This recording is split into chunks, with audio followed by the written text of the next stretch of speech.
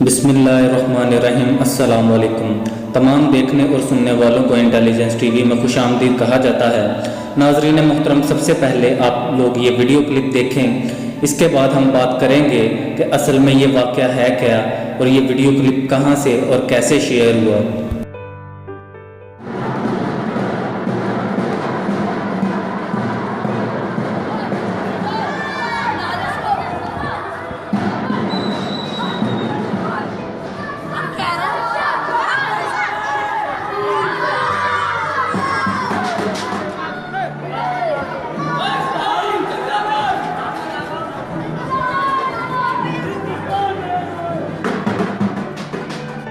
جی تو ناظرین محترم، جیسا کہ آپ سب نے کلپ میں دیکھا کہ بچے پاکستان زندہ باد کا نعرہ لگا رہے ہیں اور ساتھ میں نعرہ تکبیر اللہ اکبر بھی کہہ رہے ہیں۔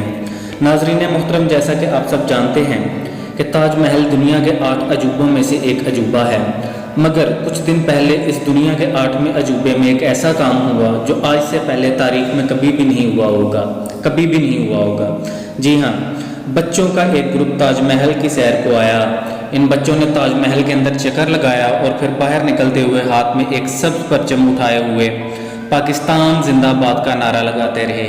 آپ سب نے ویڈیو میں بھی دیکھا ہے کہ ان بچوں کے قریب سے کچھ فارنرز بھی گزر رہے ہیں۔ آپ خود سوچ سکتے ہیں کہ جب ان فارنرز نے پاکستان زندہ باد کے نعرے سنے ہوں گے تو ان پر کیسا اچھا اثر پڑا ہوگا۔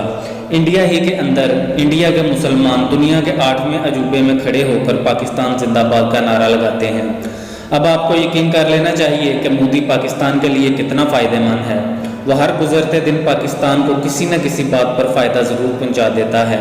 اس کے ظلم اور پرتشدد رویے نے وہاں کے مسلمان بچوں اور جوانوں کو جھنجھوڑ کے رکھ دیا ہے۔